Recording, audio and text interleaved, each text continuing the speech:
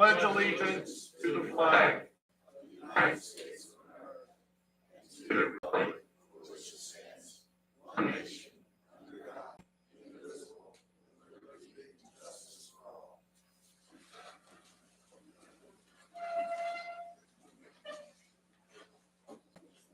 First on our agenda this morning is Leanne Wright from the Community Foundation. Good morning. My name is Leanne Wright, and I have the honor of serving as the Executive Director of the Community Foundation of Pulaski County. At the Community Foundation, we believe that informed decisions lead to impactful change, which is why I'm pleased to share a series of community reports with you today. These reports reflect not just data, but the collective experiences, challenges, and opportunities within our community. These reports are the result of diligent research, collaboration, and a shared commitment to enhancing the quality of life for those we serve. The reports, which I emailed to you earlier, are also available on the Community Foundation's website under the Reports tab, the most recent report being the Pulaski County Strategic Visioning Plan, which was completed by the Indiana Communities Institute at Ball State University. This report gathered data from a series of 5 community listening sessions throughout the county and provides a prioritized list of focus areas, as well as highlighting our strengths and gaps that require attention. As I promised during the community listening sessions, I am delivering this report for your consideration in addressing the immediate and future needs of Pulaski County. As local leaders, your role is crucial in shaping policies and initiatives that respond to these insights.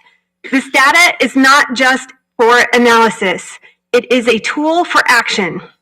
For example, you may wish to consider pursuing a comprehensive community plan for the county through the Office of Community and Rural Affairs, or OCRA. OCRA has planning grants available to assist in this process, and fortunately, because the county completed the income survey, Pulaski County is eligible for grant funding for this purpose. You may also want to consider inviting Indiana Community Institute to return to Pulaski County and complete a CBAP, or Community-Based Action Plan, to follow up on the listed priorities in the presented community reports. The Community Foundation will utilize these reports to shape and direct our work, and we invite you to do the same. The Community Foundation also stands ready to partner with you to support initiatives that will drive positive change in the community, enrich the lives of our residents, and create a better quality of life for all in Pulaski County. Together, we have an opportunity to ensure that every resident has access to a thriving and resilient community. I thank you for your dedication and service to the county, and I look forward to future conversations on how we can collaborate to make Pulaski County an even better place to live, work, and play. And if I may, I can give you a hard copy. Thank you. And we thank you for all of the work that you do for Pulaski County. Leadership is very much appreciated. Appreciate your initiative, working with this. Hope that we move forward, definitely. Thank you. Thank you. Thank you. Let me know what questions you have. I have one. Have you hired yet anyone for your child care? Yes, we are putting out a press release this week. We have 2 new hires at the foundation. Okay, congratulations. Thank you. Yeah. Super excited. I bet you are. Yeah, thank you. Thank you.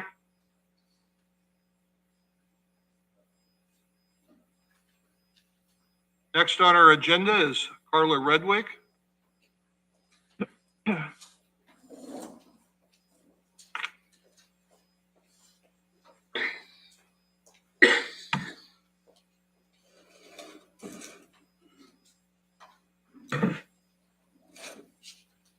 As you know, I have a lot of paperwork for you, so I'm just going to take a seat here.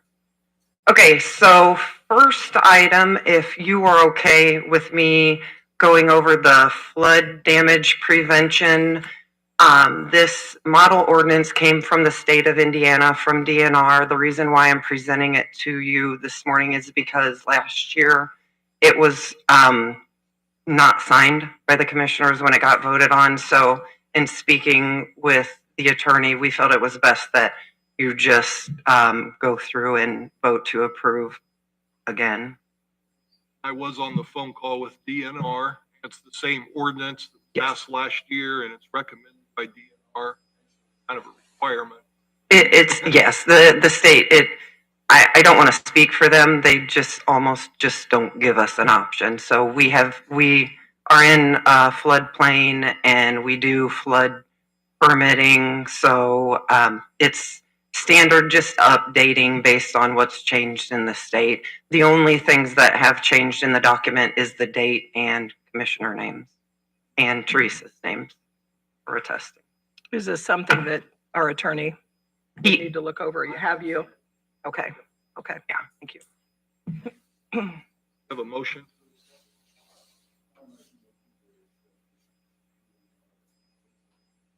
I'll second the motion.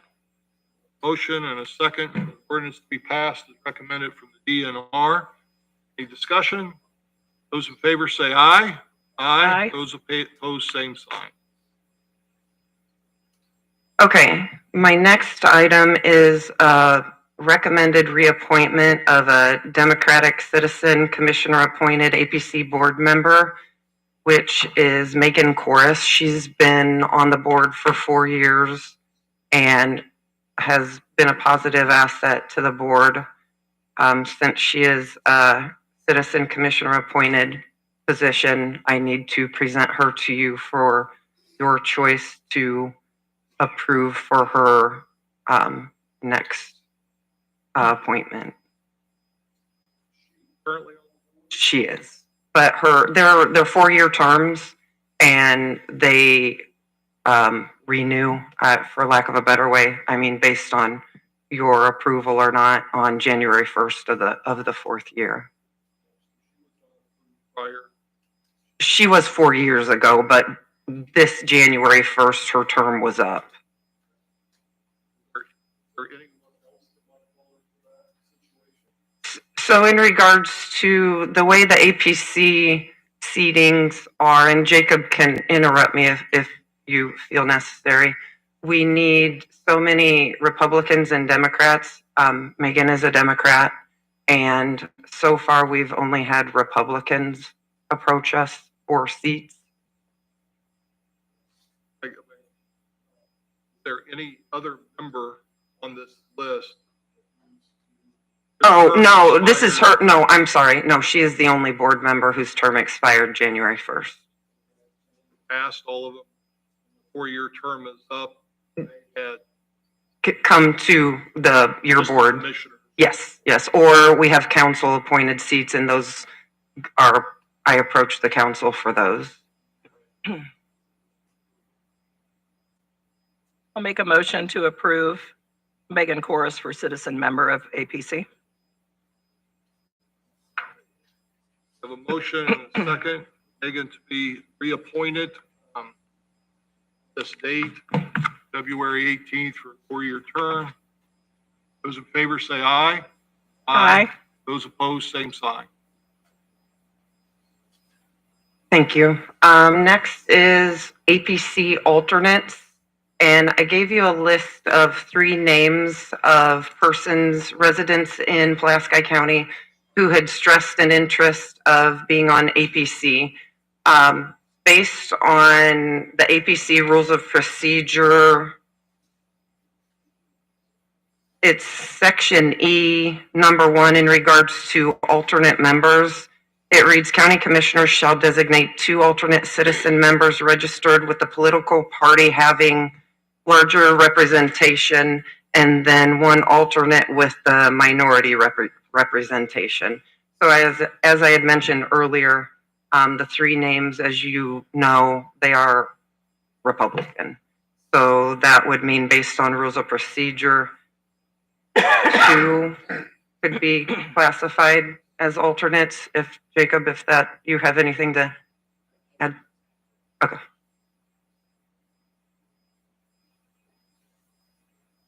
So these individuals have not been alternates in the past. They have not. The alternates in the past, Well, honestly, we've not had commissioner appointed alternates in the past. So it has, in the past, people didn't, I'm speaking for myself. I don't feel that people understood the boards very well, and the boards weren't as active, say 4 years ago, as we've been the last 4 years.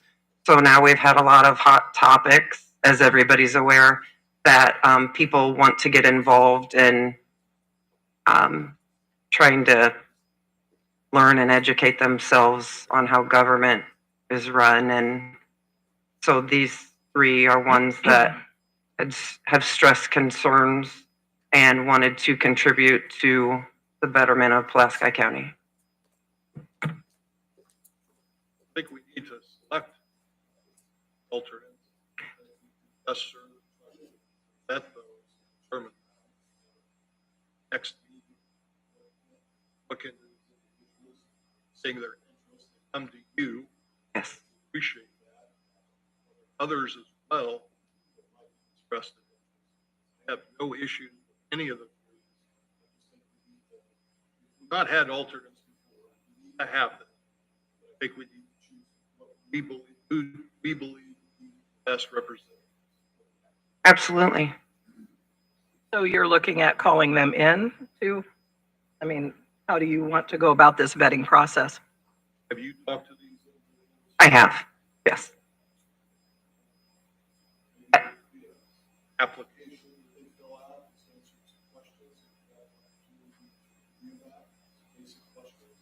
Sure, and I did let the three of them know that that may be a possibility that would happen, so they all understand and they're okay with that.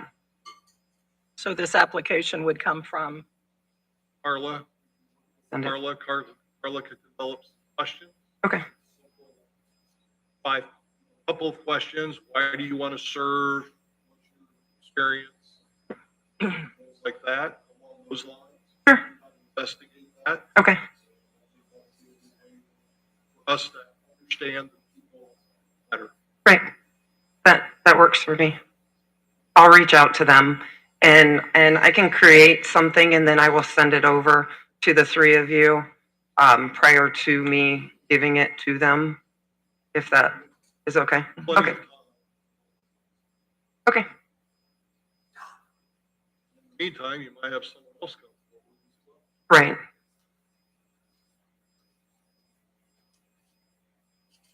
Okay. Here we go on the ordinances. Okay, so ordinance number 2025-02 is in regards to Pulaski County Development Fee Schedule for the violations. What you had been given, A.P.C advised 7 in favor, 0 opposed, 1 abstained from voting in regards to raising violation fees. As the list shows you, the first violation from 25 to 200, second from 50 to 400, third $75 to 600, fourth $100 to 800, and then the final association or the final fee associated with violations $125 adjusted to 1,000. and these violations are in regard to, just so the public. Ordinance violations in regards to maintenance, property maintenance, structure maintenance. Carla, I've read all those findings. Okay, it was, well, I guess it is the one that has the green cover on the cover letter from A.P.C. The price, the amounts are highlighted green. Got it.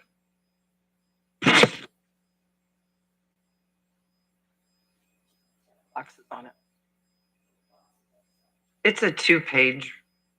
It's the smallest one.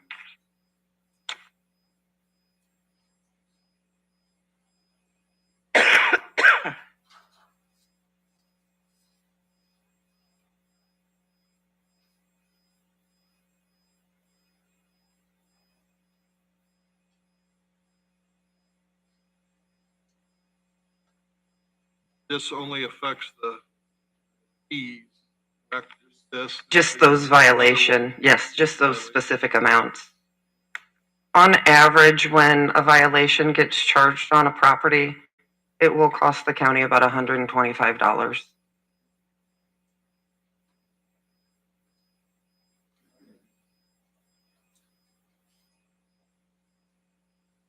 Okay with this?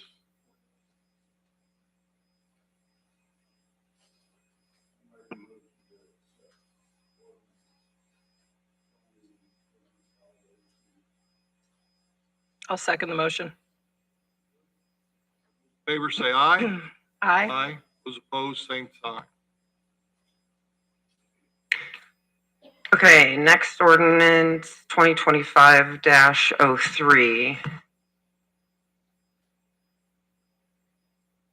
And that is the ordinance language adjustment. It shows the two columns with the yellow highlight on the right.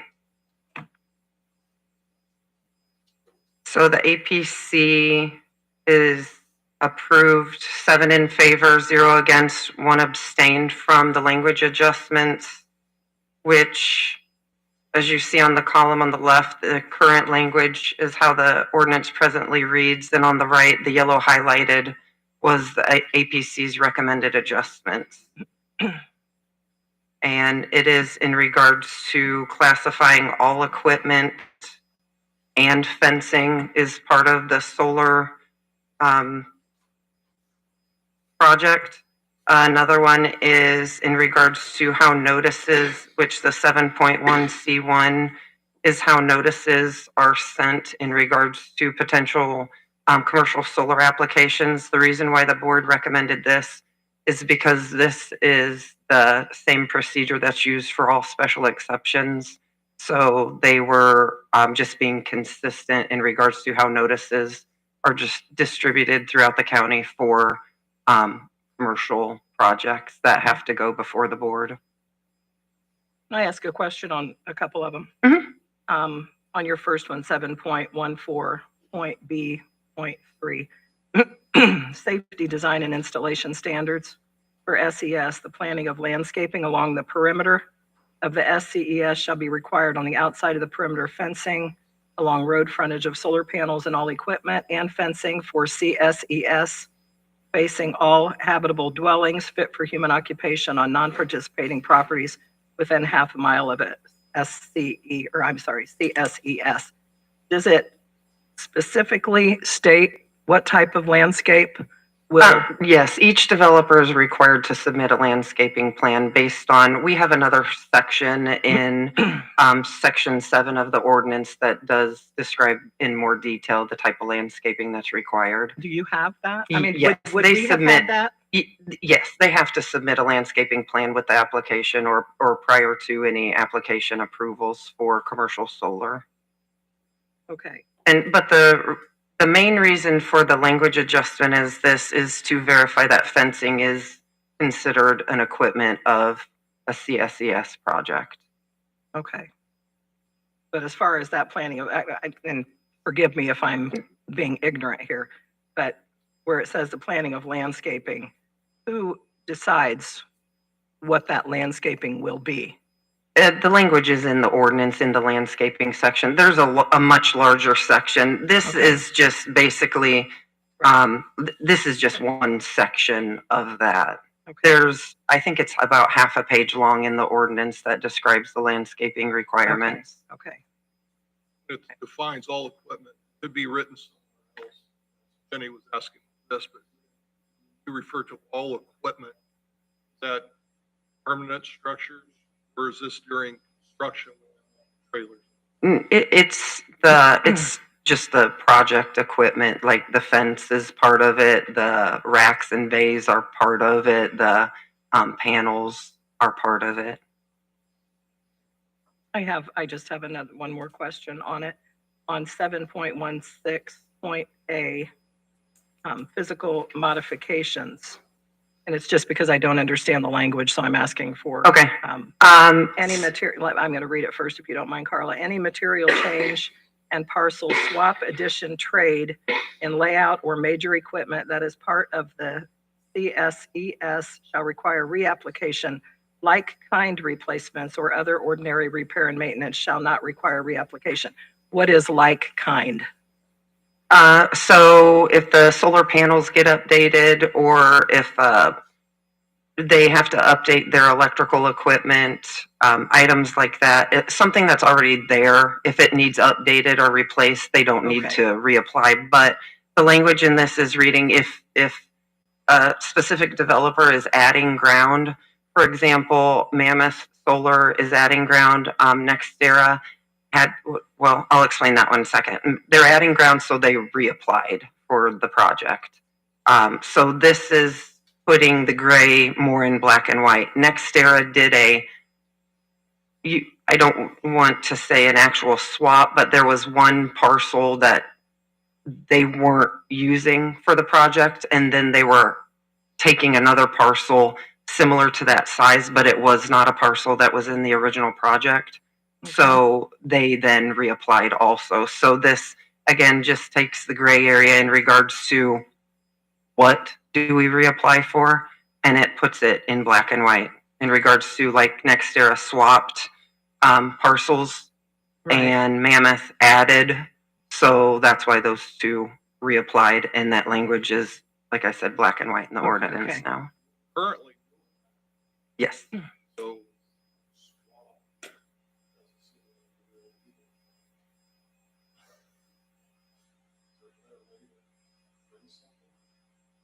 currently doing it, correct?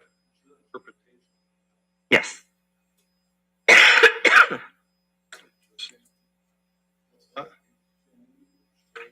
Right. Has attorney reviewed?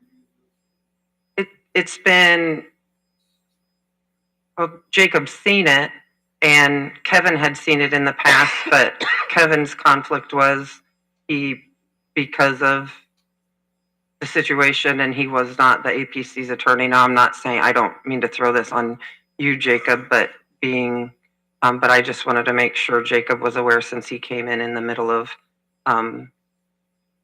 this situation. I was talking about that. Well, full document. During if I've seen it. Yeah, I didn't know it was a certain section. well, I was looking at swap first of all, and addition trade, because we're currently doing that.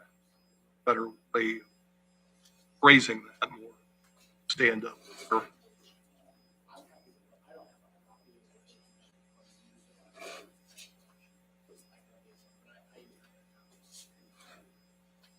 So, Don, in the past, when there have been some clerical adjustments in the ordinance, we've been able to legally change those. So if your only concern would be the word swap, and we could change it to exchange, that's, But I okay. am also looking at 7.2 and 22.3 R3C. Seems like 7.2 we're adding, and any additional addendums or agreements made between Pulaski County Garage Superintendent, developer, owner, operator, and Harry does a wonderful job. Should others be involved with that as well, besides the garage? And then 2.3 R3C, the Board of Zoning Appeals, any other item reasonably requested by the Board of Zoning Appeals, we're changing that to you as the building inspector. Was there a check and balance going from a committee of appointed individuals to you as one person? Sure, I can explain that. So it used to be that it was a special exception that the Board of Zoning was responsible for, and then me being responsible, or the building inspector being responsible for the Board of Zoning. Other portions in the ordinance does read the building inspector. So again, just taking out, since there's no special exception process, taking out the BZA's name and adding building inspector to it. And then in regards to the 7.20, the language to state that it's up to the highway superintendent is due to it being about road damage. So, and then there have been additional agreements that have been made and put in writing at the present time. So this is just another addition to make a gray area more black and white. But I understand if you feel we could say recommend to the A.P.C.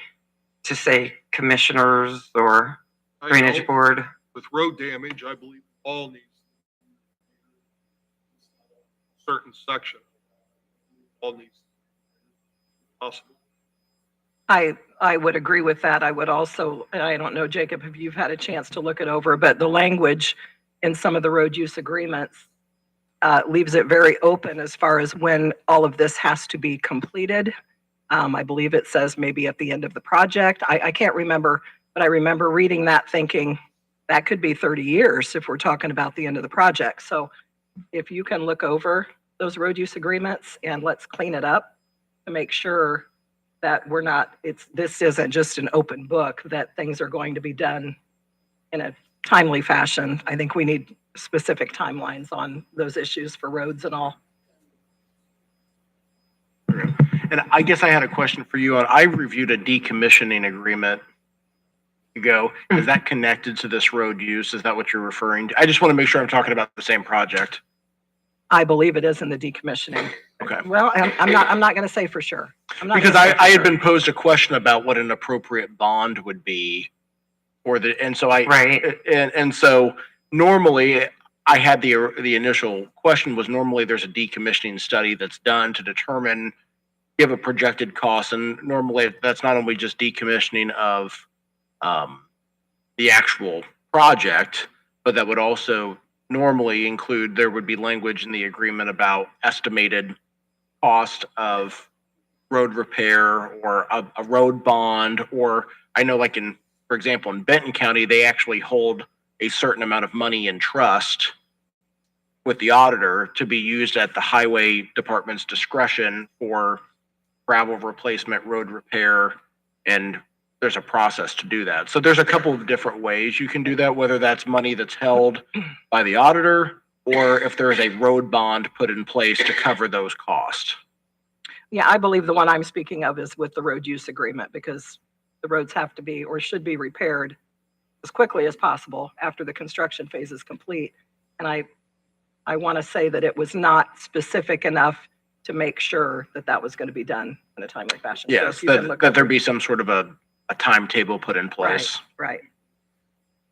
Makes sense. And VS is working with different departments, government departments, and the solar company on the road use. Getting all of that. Yeah, they've been included in our email chain about the different adjustments. We're getting close. Once that's done, try to get that on the website for Absolutely. everyone. Looking at 71C1, just I think it's good for notification, but how did we come up with 2,640 feet? So that that distance was four years ago was recommended for the special exception process to give notice to people for larger scale projects such as commercial solar. And so the reason why it was placed in here is because it is in the rules of procedure for the commercial projects that do have to go before the board. So they just wanted to be more consistent in requirements. And so a lot of this language is in the adjustment here is language that is taken from the special exception language that's in their rules of procedure. I think we would ask our attorney to review this. Very good changes. I think our attorney should. Okay.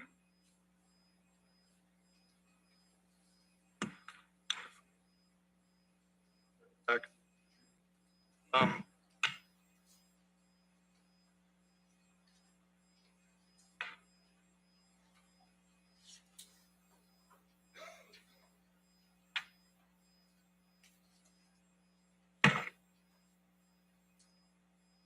Okay.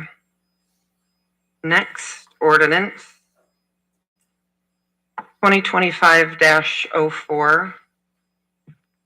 A.P.C.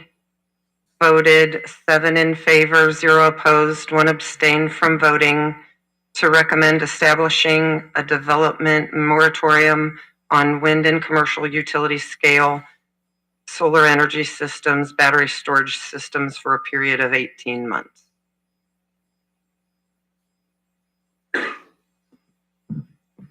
Can you repeat that, Carla? So A.P.C. voted 7 in favor, 0 opposed, and 1 abstained to recommend placing a moratorium on battery energy storage systems, BESS, for an 18-month period. What's the purpose? So how the moratorium reads, it's to offer the A.P.C. time to understand battery energy storage, to educate themselves in regards to proper ordinance language. Our ordinance presently doesn't have anything related to battery energy storage systems. So the 18 months, like I said, to educate the board and we have our attorney established, then we can work together in regards to language to be placed into the ordinance for it. Because since the A.P.Cs, they are advisory, but they are also responsible for advising adjustments to the ordinance. Reviewed or discussed with the A.P.C. Homeland Security's House and World Act that covers battery storage facilities. Security website. So some of the language that I am familiar with, I have shared with them. We haven't gone into grave detail about it yet at this point. So they don't have the knowledge now from that. No, not within a reasonable amount of time for them to be able to, I don't want to say understand, but to feel safe about the decision that they made based on what they've read. I do know there is some language in Indiana code for the BESS systems, but again, I have not completely reviewed it for me to even understand it completely. I think what's important here as well, and there may be language in there for that, but if we do nothing today, as the A.P.C. has asked us, if an application for this would come through today or tomorrow, we have no protections at all for Pulaski County that Pulaski County has put in place. So we are at the mercy of whatever Homeland Security might have in there. But if we don't understand that, I think it would be prudent of us to do the due diligence as a county to make sure we are giving and allowing the Area Plan Commission the time to look into all of this. Again, if we have nothing in place at this time, then we do not have the protections that the A.P.C. would like to see, like the community members would see.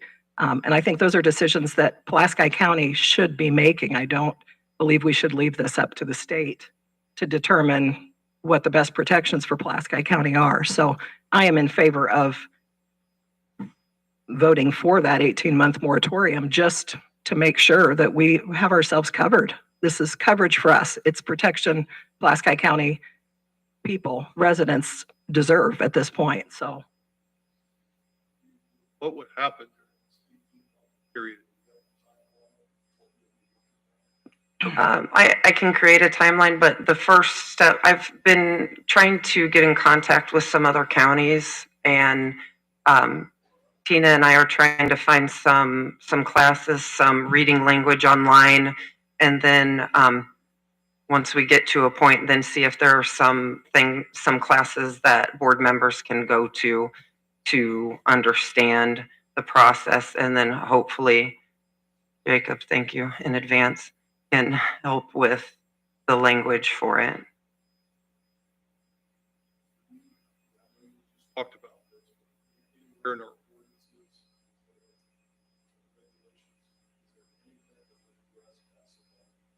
regulations. The only thing, and I can't quote it, there is one sentence that reads something about responsible maintenance of battery storage. It reads something to that effect. What, going back to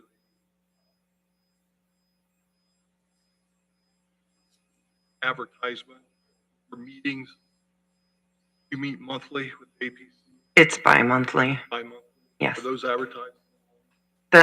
So the process is in our last meeting of the year, they vote on a schedule for the following year. And then I have to advertise that notice before the first of the next year. These meetings were advertised as a special session because we didn't have a date scheduled. So I, of course, had to advertise special sessions. I had 2 notices. One was for the battery storage hearing, and then the other notice was for the other ordinance adjustments. What you provided to the newspaper? For the one hearing, it was the one with the ordinance adjustments and the fee schedules. Who's responsible? Notification. That is me through the Journal. And it used to be the Francisville Tribune, but it doesn't. They're not in business. But you No, not for the one. My notice was adjusted. Okay, I need to stop here. Your notice was adjusted for, are we talking about the notice that I adjusted? Yes, Okay, that I had permission from our attorney to adjust. Correct. Yes, we had this was the one that you and I spoke on the phone about, right? I'm trying to remember which one it was. Yeah, we did have a conversation about that. And I think from my memory of that conversation was there was an issue of, I think there may have been a time issue. The address of this building may not have been in the notice, or that of where the meeting was. I think the question that I had been posed was the length of the moratorium is my memory of whether it was 12 months or 18 months or whatever it was. I don't recall if that change had been made from the second time that I saw it, but I do acknowledge that we had that conversation because I think there was a timetable issue, if I remember correctly. There was, and I had permission to make that change from you. Yeah, so we had that conversation. You were outside, I think, the paper to turn that in because it had to be turned in that day, if I remember correctly. Correct. And I had asked you as well to come there to help me to get that done. Correct. I didn't get those emails till Tuesday because we were closed that Monday. There due to were the holiday. There were emails and there were text messages as well for you to meet me at the And I Journal didn't that get morning. them till Tuesday because we Okay. were closed. The part that I don't, and I just simply don't recall on was, I remember us having the conversation about some of the technicalities of the notice. I think one thing that had came up was whether or not the length of the moratorium had been changed from the initial, and I just simply don't recall if it was or not. But I do acknowledge we had that conversation. We did have an email exchange on that. Yeah. And at that point you had said, yes, I agree with these things. So I guess if this is up for debate, I did my due diligence before I went to the paper. No, and I do acknowledge we had that conversation. We did Okay. discuss that. Okay, thank you. building inspectors. I don't disagree. The way that I guess, reviewed the situation was if it had not been turned in that morning, the meeting was going to have to be moved. This obviously blossomed into something I did not expect it to blossom into. But moving forward, I would not proceed in this fashion in the future. Let's put it that way. Leave with the concerns in our county. It's important for us to do it correctly.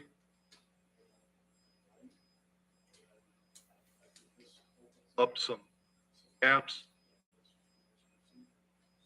today.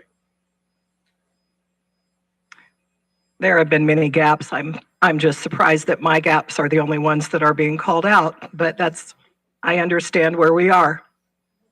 Well, and I guess just to somewhat talk about, I think back on February 8th, I had sent an email to the three of you outlining the statutory procedure of this. The A.P.C. acts on what is in front of it. They voted the way that they did. Now it's in front of you. You have, under 605, you guys have three options. You can either accept it, reject it, or you can make modifications and set that for further hearing. So there is a statutory process to where we are at step 2 of that. And so I think what's before you today is really either accept it, reject it, or you can make whatever modifications. There is a 90-day period in the statute to act, and then there's a further notice that has to be published for that further hearing if you are going to make those modifications. Well, I will make a motion to accept the moratorium as presented by the building inspector.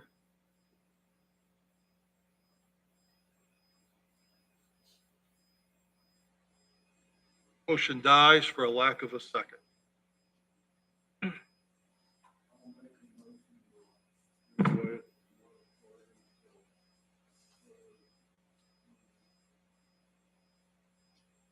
So I guess for purposes of clarity of the minutes, you're moving to deny the recommendation. Is that what you're, okay?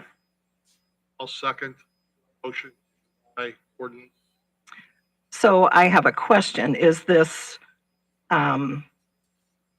is solely due to the purpose that I put this in the paper with permission? That is the reason for the denial? Saying you particular saying that, but Yeah. I believe that there is a process to be Please use your followed. Done. They want you to use your mic. Use They your can't mic. hear you. Oh, I apologize. I usually talk loud enough. There's a process put in place, and I think that process needs to be followed. I think we need to follow the process. I think our county has had a lot of lawsuits dealing with solar. Some of those lawsuits might have been because of this or that was not done correctly, or someone believed it was not being done correctly. And I believe by doing this, because the building inspector is responsible for this, if we go forward with this, I think we're opening up ourselves to a potential issue down the road. And I have said I want to try to avoid that. I want to do things right. I want to do things correctly, and I want to do things legally. A moratorium is purpose of putting a pause on something so we could gather more information or get ourselves set. So I think that that is a possibility, but I don't think we have done it totally correct at this point.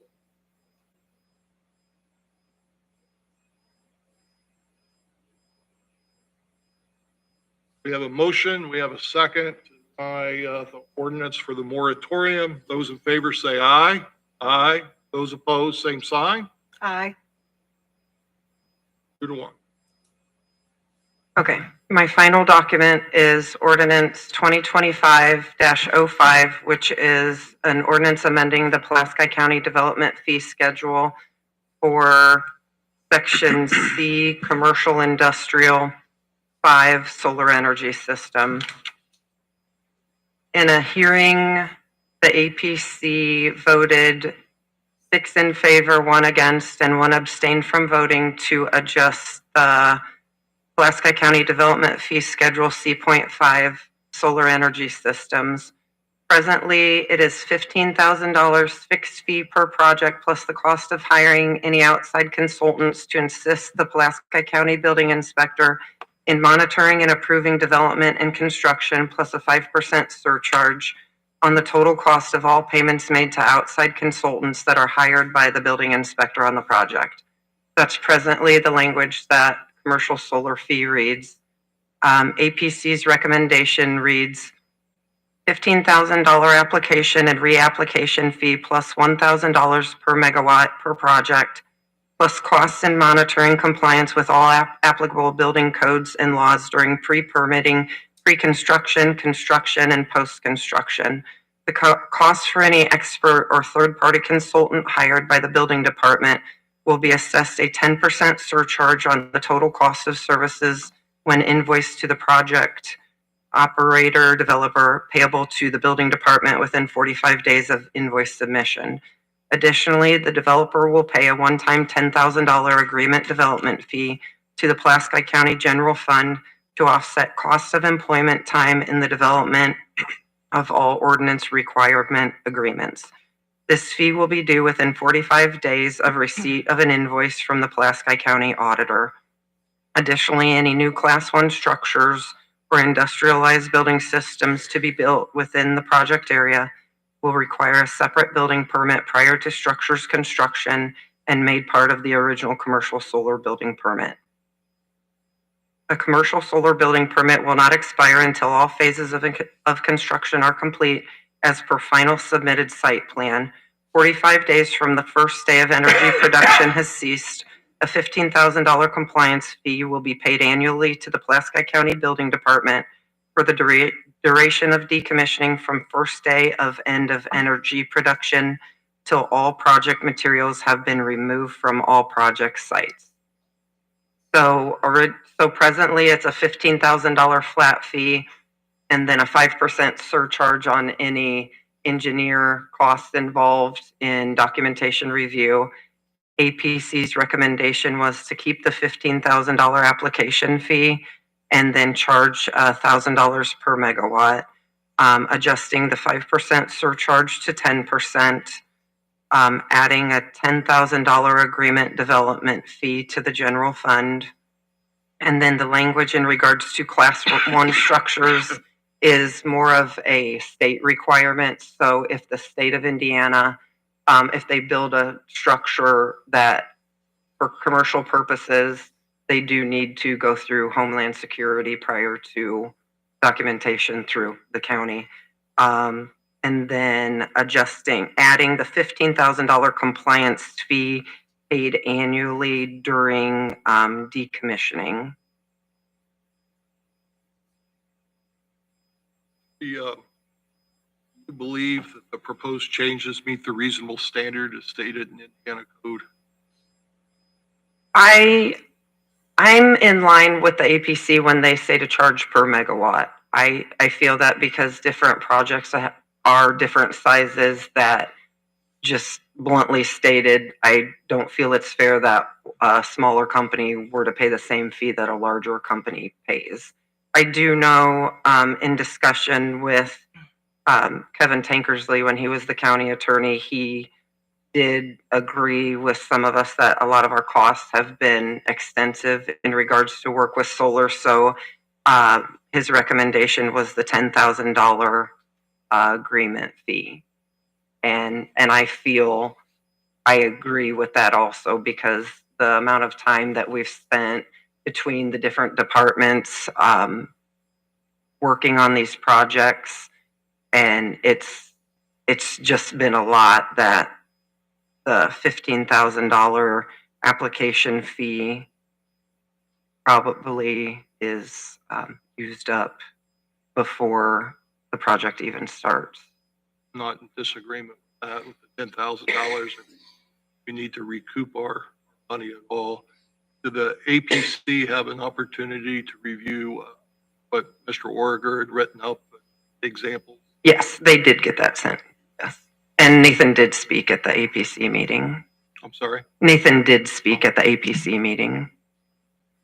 So, I'm all for receiving additional money. Part of the economic agreements, move that when you move agriculture land to manufacturing land, it's like 10 times the amount of money.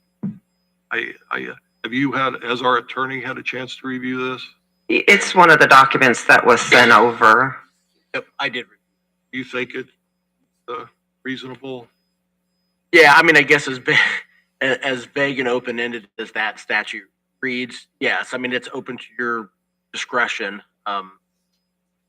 It's a question of fact, but I mean,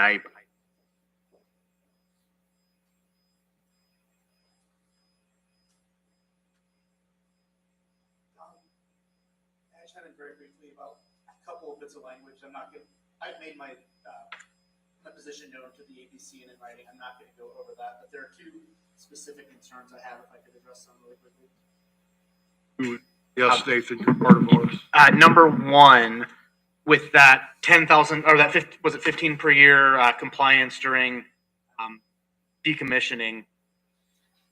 I think the only concern I have is it probably should say something not just until everything has been removed, but perhaps there should be some language about reclamation of the land as well. So not only has all the equipment, buildings, fencing been removed, but also that whatever is required to restore the land to tillable quality is also part of that before that period of time is ended. And then the other concern I have is with that $10,000 agreement development fee. I don't know if that's more or less than it's actually going to cost in payroll time between me, Gary Kruger, Jenny, Carla, the commissioners. But I do have a concern about making that payment payable strictly to the general fund, because Mr. Kruger and I are paid out of motor vehicle highway and local income tax economic development respectively. And so we are theoretically reimbursing county general for expenses that have come out of two funds. And while that might be trivial enough that state board might not catch it, those funds should be returned to where they came out of. I don't, as far as the fund goes, the restoration, I know, this is kind of why I had sent the email about, perhaps talking to somebody like Bear Renewables or having a consultant on this issue, because normally there would be language that would discuss restoration of the ground. Now, it's different for, obviously, battery projects are going to be different than solar projects, going to be different from wind projects. And so I know, like, a lot of counties that have wind energy will have a certain depth where they say, hey, you've got to grade this down so many inches below the surface level. I'm sure that's different for solar and battery storage based on the industry. So it probably wouldn't hurt to get an opinion from someone as to the specifications of that restoration based on whatever the project is. But that's to have language saying that not only are you going to remove the equipment, but to return the ground to a reasonable condition that it was in before makes sense. And I've seen that. I know several counties will actually list specifics about how far down they have to go, what techniques have to be used, those sorts of things. That's outside of my scope, I guess. As an attorney, there's somebody who specialized in that, but I think that makes sense. Restoration language is in the decommissioning agreements too. Right here. And I think that's in the WEX, correct? That the WEX ordinance. What is that? W. I'm sorry. Oh, the wind. Okay. It's part of it's. Just stating that we have a decommissioning agreement. Languages in the ordinance, but it's in each individual developer's decommissioning agreement, which I know that you and I are working on the one, but I can send you the others that we've got also.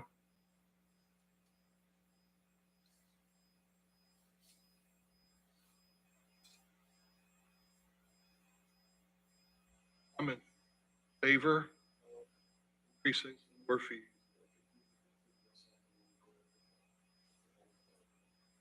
I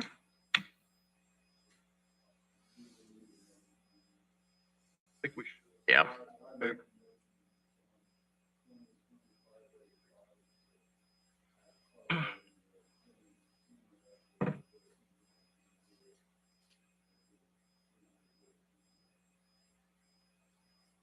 Second that.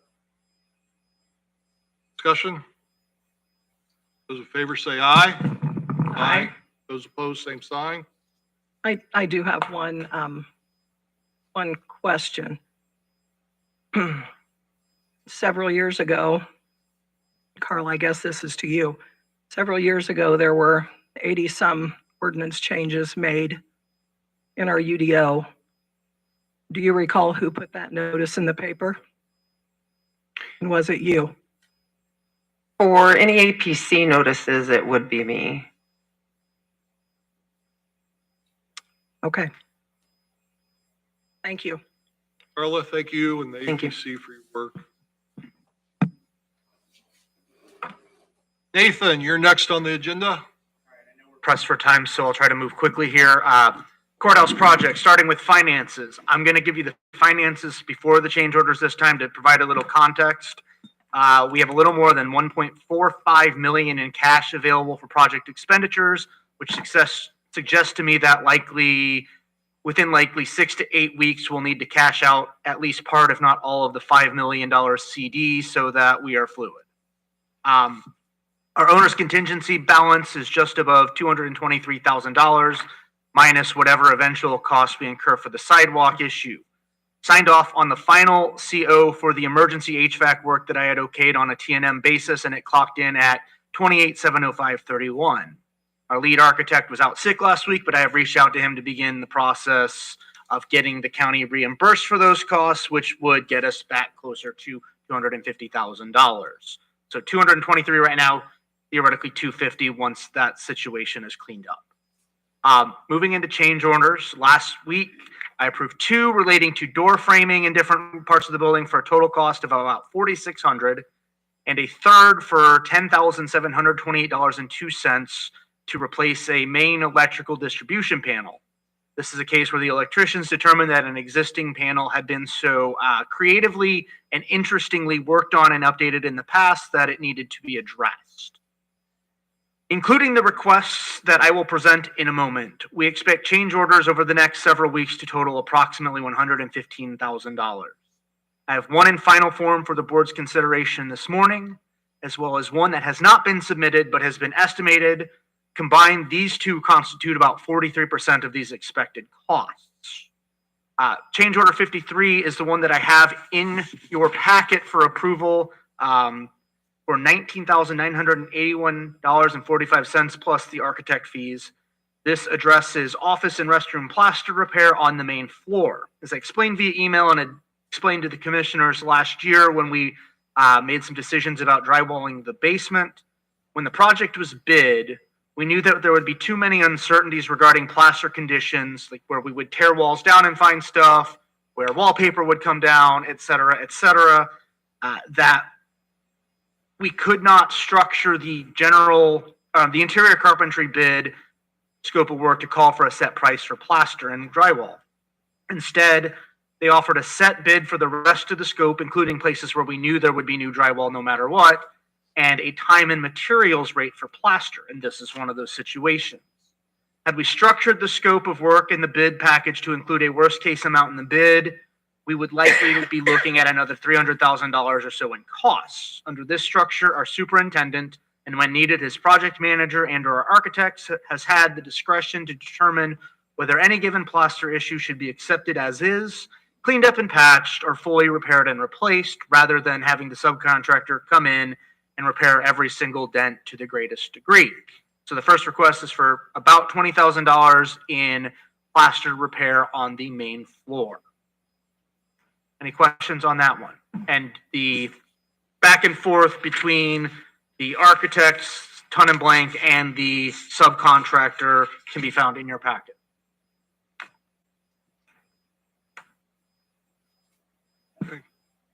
I'll make a motion to approve that change order. What number was it? 53. 53. Have a motion and a second to approve change order 53 in the amount of $19,981.45 plus architect fees. Thank you. Second- Let's vote on that. Those in favor say aye. Aye. Those opposed, same sign. Second one, I don't have a change order prepared for this one with a number assigned to it yet, but I know enough about it that it seemed reasonable to present it today. When we implemented value engineering over the winter of 2023-24 to bring the project budget under threshold, one of the things that we eliminated was underlayment for carpeting, which is going in most office spaces. As we are drawing near to carpet installation, which is the flooring subcontractors asked if we want to revisit the possibility of using the underlayment. Here are the advantages and disadvantages that have come up in conversation. Pros, while it would require driving screws into the hardwood below, it would also require applying much less glue to the hardwood than putting carpet down. So if in the future somebody wanted to restore the hardwood, there'd be a lot of meticulous time filling those holes, but not a lot of glue stuck, ripping things up. While it would not eliminate every single squeak, installing the underlayment would reduce the amount of noise coming from walking across these wooden floors, and the underlayment would create a more consistent, even base for the carpeting than the existing flooring alone, leaving a smoother project and reduce likelihood of any peeling or popping at carpet tile joints. So most of these are tile carpets, I think 4 by 3 squares or something. So every time you have a meet, or those meet, eventually you're going to have places where they end up lining up by coincidence with the grooves between the hardwood planks, and those are susceptible to peeling and popping.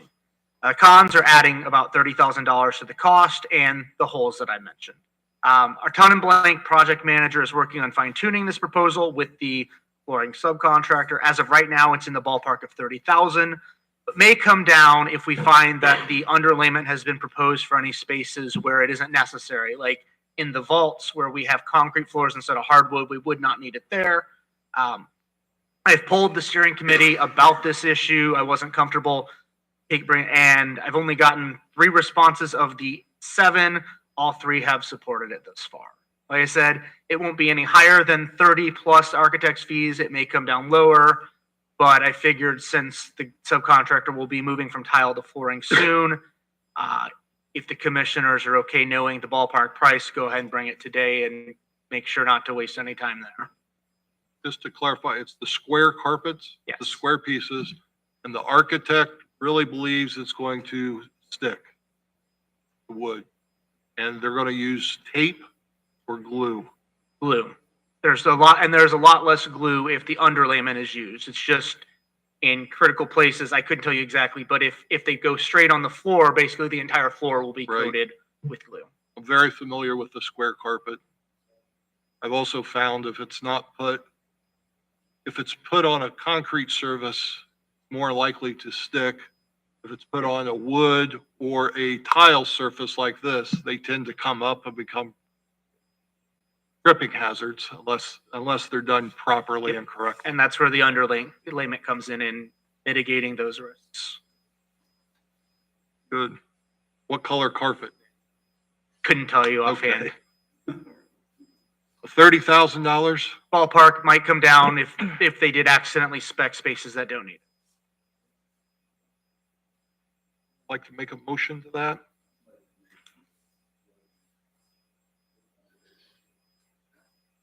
I'll second the motion. Have a motion and a second to continue with the carpet as described with the squares. Those in favor say aye. Aye. Those opposed, same sign.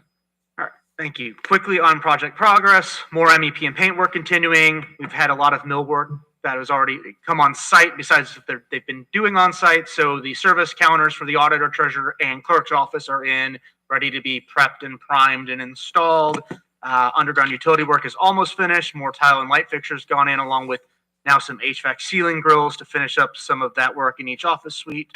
And I would encourage everyone who has the opportunity to take a look at the building from the northeast, comparing the east and north facades. Commissioner Kniebel, I think it was last week at the joint session, pointed out the contrast between the east and north facades, and it's pretty remarkable what they're retucking and the chemical solution that you've used to clean it has led with. And it's just almost night and day. If anyone watched the Wednesday series on Netflix, it's almost like comparing Wednesday and her roommate Enid at this point. So then very quickly, unless you have any questions on the project, I'll go into some industrial park stuff quickly. Originally, I had planned on asking for approval of one appraisal and then to invest some of the funds, as I had brought up last week. Kind of modifying that request, I want to hold off on the investment question. Every so often, the Indiana Economic Development Corporation distributes project leads. Say, all right, company X is going to do a project like this many jobs, this much investment, here are their needs. I've come across one. Given the narrow labor pool we have, it might be asking too much, and so I might back off, but it looks like based on their needs and Winnemax's utility capacity, it's a project that we could support. And so I would like permission to go ahead and move forward with the appraisals if I submit that project. And if I decide it isn't worth submitting, Commissioner Kniebel had expressed via email, maybe holding off until we actually have something potential, just so we're not spending money and sitting on an updated. So what I would ask is that if by the end of this week, when the deadline hits, I have submitted that, I may go ahead with that. Otherwise, I will hold off, but kind of give it a little bit of flexibility. If another project does come through that is maybe a better fit than I decide this one is, then I can go ahead and start that process with the appraisals, so that if a project says, you know what, we would like to take a closer look at your industrial park properties that you have sent us, we're in the position to negotiate that and not lose any time. Because as I've said, it's just a stupidly long, convoluted process for industrial park land. And this would give us a little more of an edge in negotiating with a prospect. And so I won't do it if and until we actually see a project come through that we submit for, but rather than not knowing when that might, getting hit by one and then not being able to submit for an appraisal would give me a little bit of more flexibility to try to do that part of my job. How long does that appraisal process take? The appraisal itself is probably just a couple of weeks. The convolution is when we sell land in the industrial park. Once we have that appraisal, whether we get it right now or hold off, it has to be put, we have to run a legal notice that says when the Pulaski County Advisory Commission on Industrial Development is offering 17 acres in the industrial park. And then we have to let that run for X number of days and see if anyone bids. And if nobody submits a bid, then we have to wait 90 days, and then we can negotiate any price that the county sees fit. So if the X widget company says, we want to buy the rest of the land you have, get that appraisal, take the X number of weeks to do that, run the legal notice, and we have to wait another 3 months before we can negotiate a price with them if they don't feel that they're willing to pay what the appraised value is. So it's a 6-month period if we don't have an appraisal ready to go. Cuts it down by maybe 3 weeks to a month if we have one fairly fresh that is already on hand, and gives us a little more agility in negotiating and not risking losing the prospect because of time delays. Makes sense. What'd you say a ballpark that was for an appraisal? You had emailed us. So I have found that different appraisers that we have used in the past, almost surprisingly substantial variation. When we had to have appraisals done for the courthouse and justice center to issue the bond courthouse, I think it was $7,000 for 2 appraisals with one appraiser and $14,000 for the other. So I would say for this, we're looking at a range of about 2,700 to 6,200, give or take. And I've got a couple that we've used in the past who are closer to that lower level, and we would ask them to do it rather than the one who was twice the cost on A.C. and courthouse.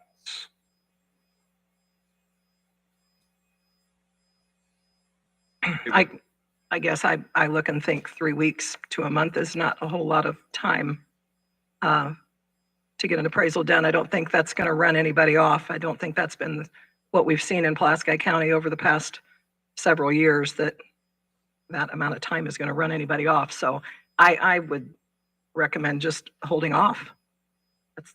We don't have a lot of money.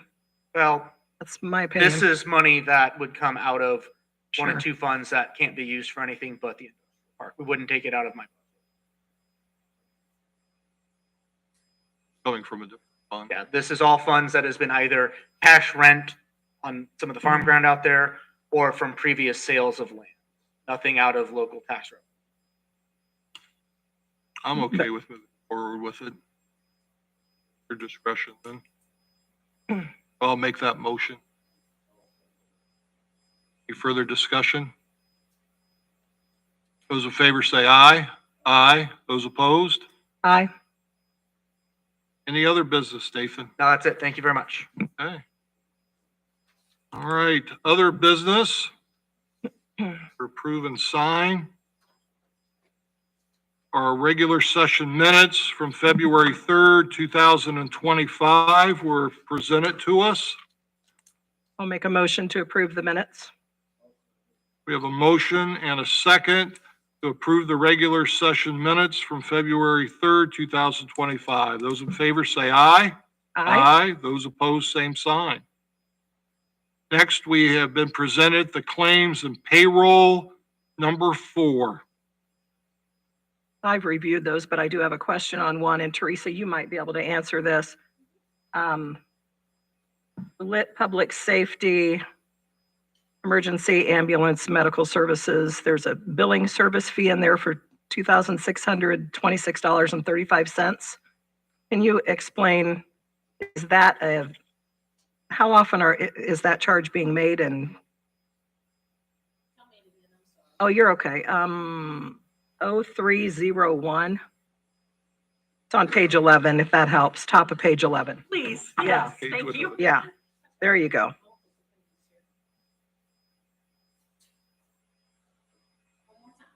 Okay, ambulance billing services at the top for 2626.35. Can you explain what that service is?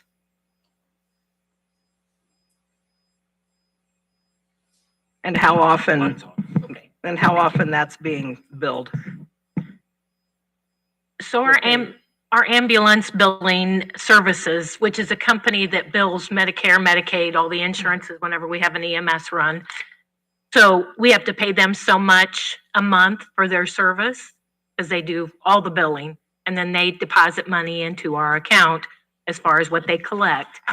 This is a bill for monthly that they charge us for their services. So it's So are they also collecting the money then from ambulance services? they collect when they bill, Mhm. so they bill it, that money is not going back to them. I'm assuming that money is going where? It goes into our bank. Okay, Yes, but they Okay. just do the process to get the insurance companies to pay it. They go through all the hoops so that we don't have to. okay. Don't have to have an extra person in our employee list. Right. As far as collecting, I just learned last week that there's I want to say $129,000 outstanding in ambulance services. So they would be billing for those services, but do they follow up with them on that, or? They go through, their attorney is Justin Schramm.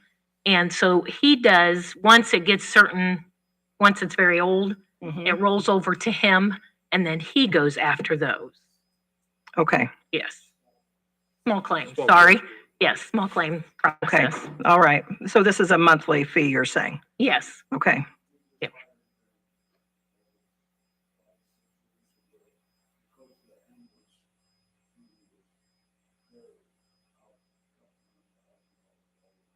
Yeah. Sounds like we're still out a lot of money, $129,000.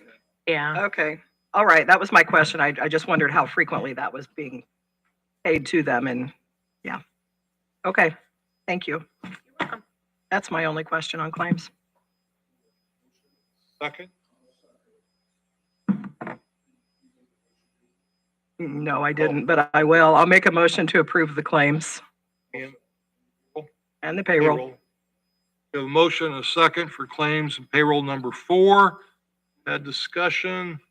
Those in favor say aye. Aye. Those opposed, same sign. By chance, is there anyone from VS here today? Send an email. Okay. Very good. This time we have a little bit of time for public comment. If you have any comments, we ask that you speak in the mic, name, residence. We ask that you speak once and limit your time for 2 minutes. Connie, go ahead.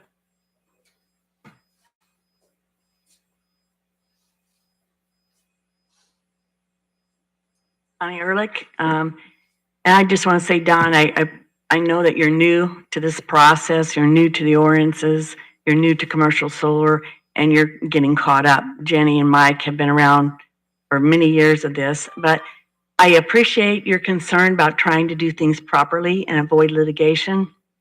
The litigation in the past has come from improper or deficient notices. The notice that was in the paper for the A.P.C. for Carla's public hearing had no deficiencies in it. It was a very proper notice. So if you're worried about litigation about the notice, it's not there. Secondly, I want to call out, you're also sounds like you're concerned about the length of the moratoriums. If you've put in an 18-month moratorium, I don't believe, and Jacob can answer this, but I don't believe you're held to 18 months. I think that just gives you enough time to prepare your ordinances and your proper research. I think if the A.P.C. determines that they're ready in 2 months, they come back in 2 months. You're not bound to an 18-month period. Many counties are putting in 2 years, and one county even left it open-ended because they did not want to come back to this experience and redo what you went through today, extending time because they didn't have enough time. So if you're wrapped up about 18 months, and if you're wrapped up about a notice that was in the paper, you're focusing on something that is very minute, and you're missing the whole point. We have absolutely zero protections, zero guidelines. You have zero procedures in your ordinances. So please don't get hung up on the little things. Let's look at the big picture. The big picture here is Pulaski County needs something in the ordinance to protect all of our citizens and to prepare us. So please get past the little things and let's focus on what the county really needs, and that is time, research. You've heard it from Carla, you heard from the A.P.C. This is what they're recommending. So please, let's move forward. Let's reconsider a moratorium and let's do it quickly. Thank you for your time. Any others?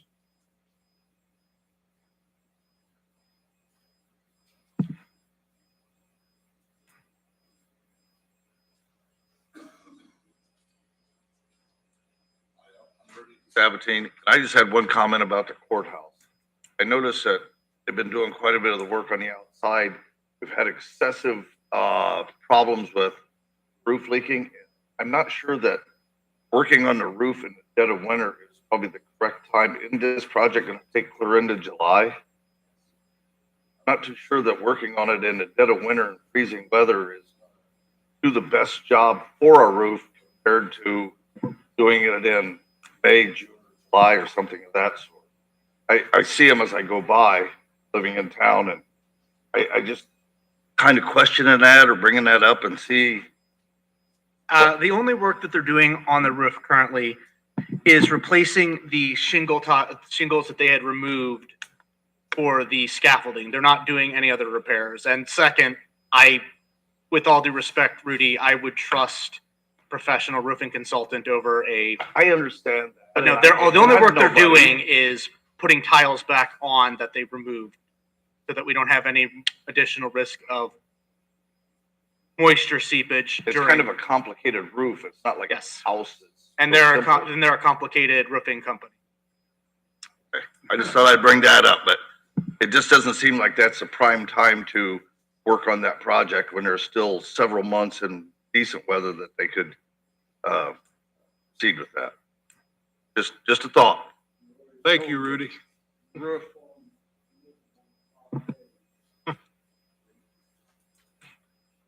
Others at this time?